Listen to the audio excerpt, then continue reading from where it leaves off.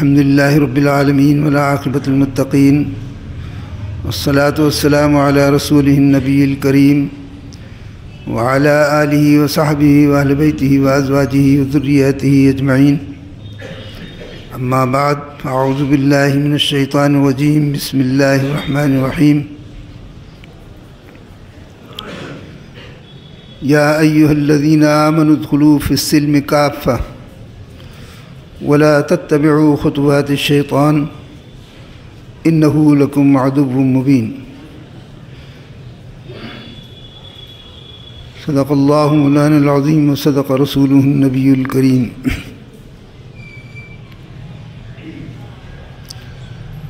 اے ایمان والو،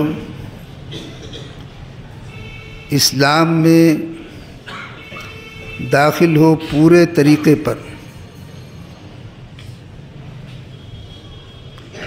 اور شیطان کی پیروی نہ کرو، کیونکہ وہ تمہارے لیے کھلا ہوا دشمن ہے.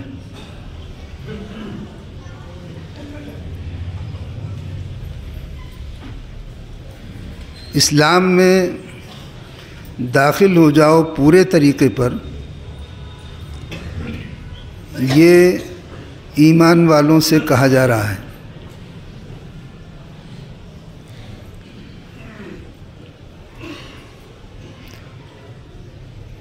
دراصل اسلام کے اعلان سے پہلے یہودی اور عیسائی مذاہب عرب کے اندر تھے. ان کے پاس آسمانی کتابیں بھی تھیں، تورات، انجیل، زبور.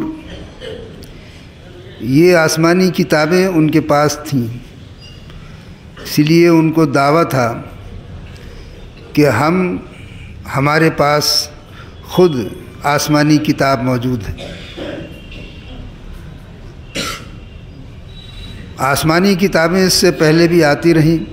یہ 3 بڑی کتابیں آئیں. اس کے بعد قرآن کریم کا نزول ہوا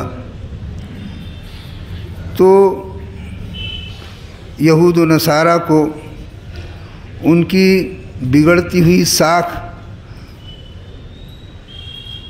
اور ان کا تاج و تخت جاتے ہوئے انہیں اچھا نہیں لگا، اس لیے انہوں نے قرآن کریم کو تسلیم کرنے سے منع کیا اور حضور اکرم صلی اللہ علیہ وسلم کو پیغمبر ماننے سے انکار کیا. یہودی موسیٰ علیہ السلام کو اپنا پیغمبر مانتے رہے. عیسائی ان سے آگے بڑھ کر عیسیٰ علیہ السلام کو بھی انہوں نے پیغمبر مانا، لیکن وہ آگے نہ بڑھ سکے اور محمد صلی اللہ علیہ وسلم پر وہ ایمان نہ لائے.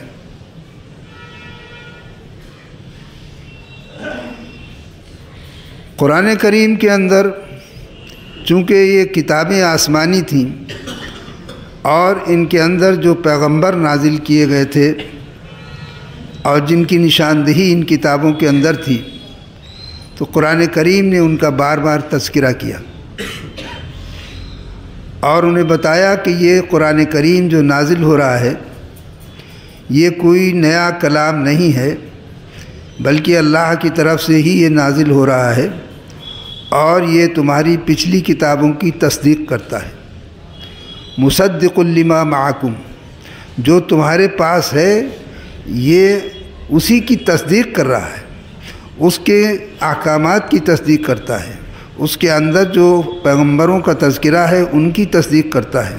یہ سب ان کی تصدیق کرتا ہوا ہے، لہذا تم اس پر ایمان لاؤ. جو سرکش تھے، جنہوں نے نفاق اختیار کیا، جو ایمان نہیں لائے، وہ تو اپنی جگہ پر تھے، اور جو ان کے یہاں احکامات تھے، جو لوگ ایمان لا رہے تھے ان کے اندر بھی ایک چیز پیدا ہو گئی تھی کہ وہ دونوں کشتیوں میں سوار رہنا چاہتے تھے، اس لیے کہ وہ سوچتے تھے کہ پتہ نہیں یہ مذہب جو نیا آیا ہے ایسا نہ ہو کہ یہ نہ پھیل سکے اور اس کی بات نہ بن سکے تو ہم اپنے پرانے مذہب کو کیوں چھوڑیں؟ اور کچھ لوگ اس میں تھے کہ یہ نیا مذہب پنپنے ہی نہ پائے تاکہ ہماری بالادستی قائم رہے۔ لیکن ان کے اندر جو علماء تھے وہ ان چیزوں کو سمجھتے تھے، اور جو پڑھے لکھے لوگ تھے جو تورات و انجیل کا مطالعہ صحیح طریقے سے کرتے تھے، وہ چیدہ چیدہ رفتہ رفتہ اسلام لانا انہوں نے شروع کیا، وہ اسلام لانے لگے۔ لیکن ان میں سے کچھ لوگ ایسے بھی رہے کہ جو پچھلے احکامات پر عمل کرتے رہے۔ مثلاً ان کو سزا کے طور پر اونٹ کی چربی ان کے لیے حرام کی گئی تھی، انہوں نے خود ہی کر لی تھی، اللہ تعالیٰ نے کہا ٹھیک ہے۔ اب جب اللہ تعالیٰ نے بھی فرما دیا کہ ٹھیک ہے تو اب پھر اسے استعمال کرنے لگے۔ سنیچر کے دن ان کو شکار کرنے سے خود ہی کہا کہ ہم سنیچر کے دن شکار نہیں کریں گے، پھر اللہ تعالیٰ نے انہیں شکار کرنے سے منع کیا تو سنیچر کے دن بھی شکار کرنے لگے مچھلی کا۔ تو اس طرح کے احکامات کو وہ عدل بدل کرتے رہے۔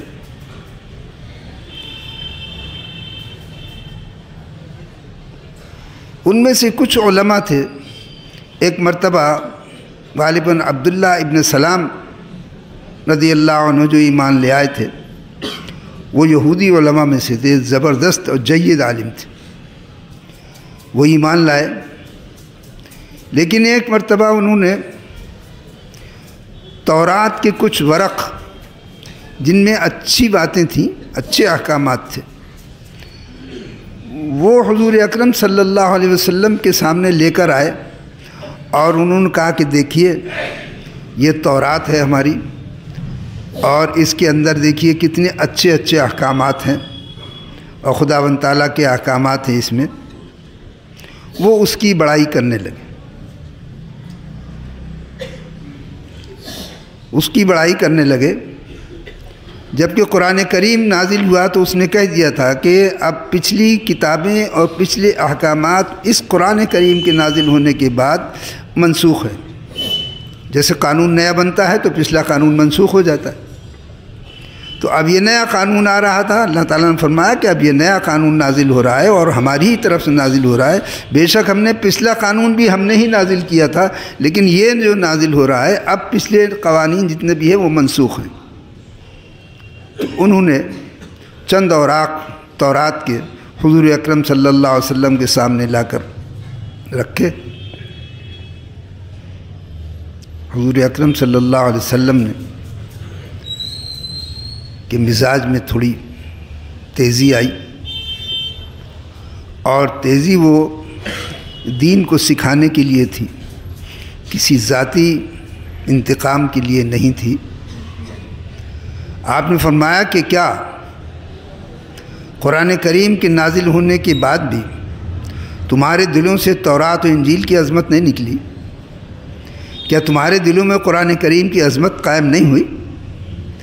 کیا میں اس کو اللہ تعالیٰ نے نبی آخر الزماں بنا کر بھیجا، کیا تم ابھی تک پورے طریقے پر ہمارے احکامات کو اور ہمارے قانون کو تسلیم کرنے کے لیے تمہارے دل آمادہ نہیں ہوئے؟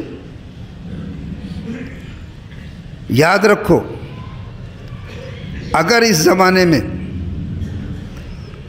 موسیٰ اور عیسیٰ ہوتے، اگر اس زمانے میں ہوتے تو ان کو میری پیروی کرنے کے بجائے سوائے اور کوئی چارہ کار نہیں تھا، انہیں بھی میری ہی پیروی کرنا پڑتی، انہیں بھی قرآن کی قریب پیروی کرنا پڑتی۔ اگر وہ پیغمبر ہوتے ہوئے اگر وہ میرے زمانے میں ہوتے تو انہیں میری ہی پیروی کرنا پڑتی۔ اس وقت قرآن کریم کی آیت نازل ہوئی کہ اے ایمان والو، اسلام میں داخل ہو جاؤ، پورے داخل ہو جاؤ۔ جب اسلام آ گیا تو اب اس کے تمام احکامات کو اپناؤ، یہ تیتر بٹیر نہ کرو۔ لیکن ہم ایک زمانہ چلتا رہا، صحابہ کرام، تابعین کرام اور تبع تابعین کے بار اور ان کے بعد کی نسلوں کے بعد جس طرح سے ہمارے اوپر دنیا کی رغبت چھاتی رہی اور دنیا کے قوانین ہمارے اوپر مسلط ہوتے رہے، دنیا کی پالیسیاں ہمارے اوپر مسلط ہوتی رہیں، انہوں نے ہم کو اس جگہ لا کر کھڑا کر دیا کہ اب دین الگ ہے، سیاست الگ ہے، زندگی الگ ہے، گھر کا کھانا الگ ہے، ہوٹل کا کھانا الگ ہے، یہاں رہنا الگ ہے، وہاں رہنا الگ ہے۔ ہم نے اپنی پوری زندگی کو منتشر کر کے اتنے خانوں میں بانٹ دیا ہے کہ اسلام جو ہے صرف مسجدوں میں محصور کر دیا، ہم نے اپنی عبادتوں میں محصور کر لیا کہ اب اسلام جو ہے عبادتوں کا نام ہے، اسلام نماز روزے کا نام ہے۔ اسلام نماز روزے کا صرف نماز روزے کا نام نہیں ہے، یہ تو ایک ٹریننگ سینٹر ہے، یہ تو طریقہ کار بتانے کے راستے ہیں کہ تمہیں کس طرح عبادت کرنی ہے، تمہیں کس طرح اللہ کی اطاعت و فرما برداری کرنی ہے، یہ بتانے کے لیے یہ طریقے ہیں۔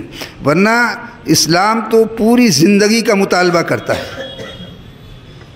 آپ اپنے گھر میں رہیں تو اپنے بچوں کی اچھی تربیت کریں، ان کی فکر کریں، ان پہ غور کریں۔ اپنے دوستوں میں رہیں تو اس طرح رہیں کہ معلوم ہو کہ ہاں آپ مسلمان ہیں۔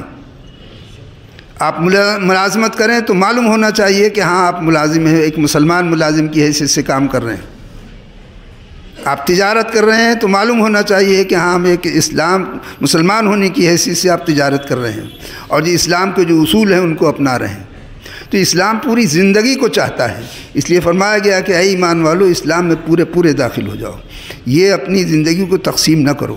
آج ہم نے اپنی زندگی کو تقسیم کر دیا ہے، اس کا نتیجہ یہ ہوا کہ ہم نے زندگی کو، تعلیم کو، سماجیات کو، ماحول کو، سب چیزوں کو جو تقسیم کر دیا ہے، اس تقسیم کا نتیجہ یہ ہے کہ آج ہماری نسل بے راہروی کا شکار ہو رہی ہے، ہماری نسل غیروں کے ساتھ جانے کو پسند کر رہی ہے، ہماری نسل اپنے مذہب کو چھوڑ کر دوسرے مذاہب کو اختیار کرنے کے لیے ترکیبیں کر رہی ہے، اس کی طرف رجحان بڑھا رہی ہے، ارتداد ہمارے اندر پیدا ہو رہا ہے، ہماری بیٹیاں ادھر جا رہی ہیں، ہمارے بیٹے ادھر جا رہے ہیں، ہمارے حالات خراب ہو رہے ہیں۔ اس کی ہمیں فکر کرنے کی ضرورت ہے۔ یہ آپ آنے والا سال جو ہم سال کی خوشی منا رہے ہیں، سال کی خوشی منائیے اسلامی طریقے پر، یہ بتا کر کہ ہم مسلمان ہیں۔